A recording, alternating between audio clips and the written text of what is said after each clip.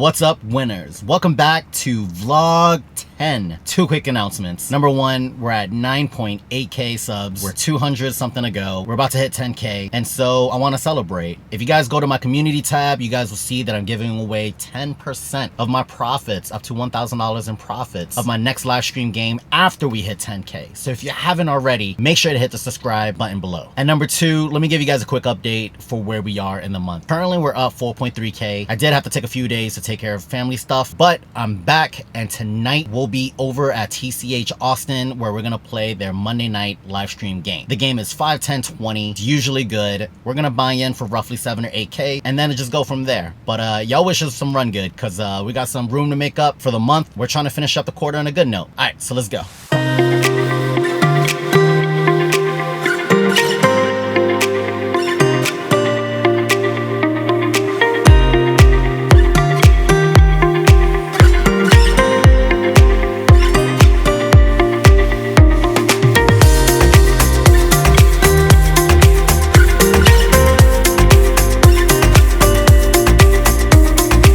So the double straddle is on. John limps in a cutoff, and so does Magician. I look down to pocket kings. Let's go. Standard raise to 325, and I get called by Zach and Magician. 3 ways to the flop. The flop is ace, queen, deuce, rainbow. I hate to see an overcard here, but regardless, multi-way we're doing a lot of checking out of position anyway. Flop checks through, so maybe this won't be too bad.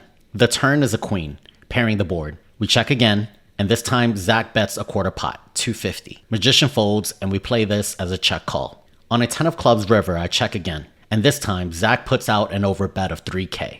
I can see plenty of queens in his range, including ace queen that didn't need to 3-bet pre-flop, or a couple of queen jack and queen 10 suited. We do double block some king queen combos, which would be a reason to call since the rest of his range is either air or smaller pairs. But as much of a sucker as we are for an overbet, we've been on the wrong end of them pretty bad the last 2-3 weeks. It's early in the session, and I'd like to get more information before I make big calls.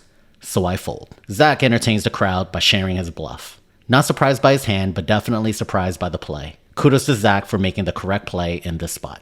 Magician limps his hijack. I have plenty of history with this player and knows he likes to see a lot of cheap flops. For this reason, I raise a little bigger than usual, 125. Although I can even go to 150 for value when I'm in late position. Anyway, Andrew calls behind me and Magician joins as well. 3 ways to a flop. The flop is queen jack 6 rainbow. Multi-way, I'm typically doing a lot of checking when I'm out of position, but since it's a rainbow board, there are less hands that can continue. And I'm more likely to barrel against Magician than I am Andrew in terms of range. So that's my starting strategy. When Magician checks, I c-bet 1/3, $125. I feel really good about my strategy the rest of this hand when Andrew folds. Magician makes the call and we're off to a turn. The turn is the deuce. Non-relevant. When Magician checks, my plan is to size up and get Jack X and 6X to fold. Remember, he limp called pre-flop, so his range is pretty weak here. We bet 2/3, 425, and Magician folds. Nice, simple play. I like it.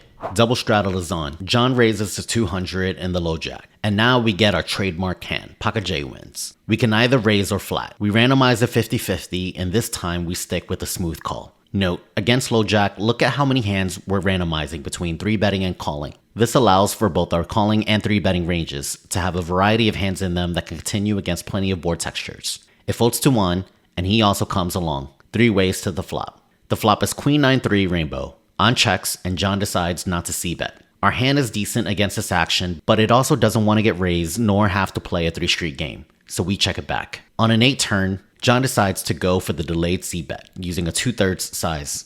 This is pretty strong action, but we double block the nuts and don't want to give up yet. We still beat hands like pocket 10s and 9x, so we make the call. When On also calls, we're on high alert. On a king river, On donk leads with size, $1,000. When John gets out the way, I started thinking about what he would check 2 streets with and then donk river with. Maybe a 2-pair king X combination, like king 9, king 8. We thought about the strong properties of our hand as well as we double block the nuts. And usually, I feel like I pull this off, especially at our stack depths. But On is not someone you bluff, and everyone knows that. I know I'm beat, and I just don't know how effective a bluff will be against this player, so we fold. When On shows his hand, I just had a smile. This is exactly why we have to have strong hands in our calling range. Imagine getting 4-bet and having to call that and then maybe a flop c-bet. And then having to turn jacks into a bluff when an 8 hits the turn. Yikes. And on shows queens, and everybody's like, what in the God's name happened? Yeah. And JWIN is thinking, oh my God, thank God I didn't 3-bet that free, because this would have gotten to stupider and stupider.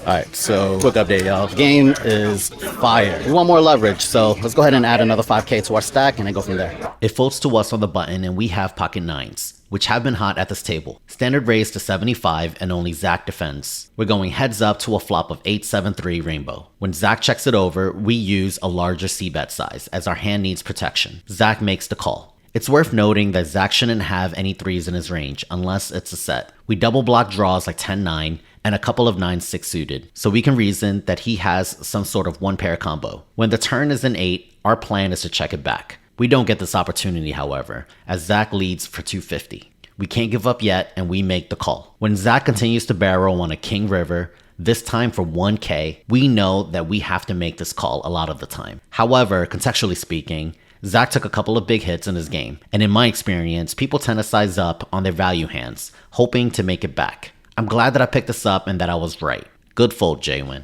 Not much happened during the live stream, so after hours we go. It folds to us on the cutoff and we have 6-5 suited. We raise to 75 and it folds to the straddle. Slicer, who I actually first met through playing online, raises it to 300. 6-5 suited is a pure call as it has a lot of properties that could defend well in position, so we put in the chips. Heads up to a flop of 7-7-5.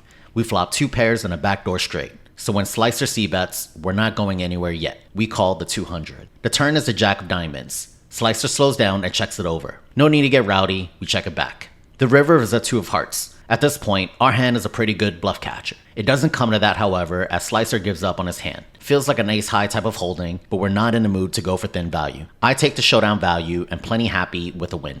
Deja vu time. I'm in the cutoff and I look down to 6-5 suited. Again. It folds to Slicer in the straddle and he defends.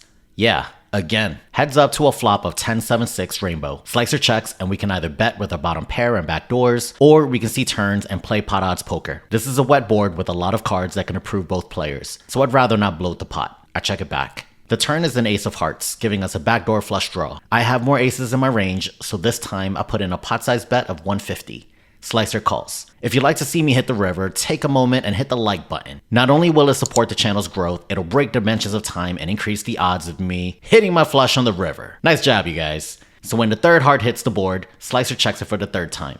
This time, we have a clear card to target. We can size up to 410 since all smaller pairs from the flop will most likely have to fold anyway, and many aces and 2 pairs will have to make the call. Unfortunately, no call this time, but I'm so appreciative that you took the time to like this video. So the live stream game breaks. It's around 11:30 p.m. and I'm completely unsatisfied with the small win. So let's see if we can spin something up. We tell the table we only have 30 minutes to play, and here was one of our first hands. It folds to the small blind, who's a young, tight, and aggressive player. He raises to 40. Big blind folds, and we call with king jack off. Heads up to a flop. The flop comes king jack 6 rainbow, giving us top 2.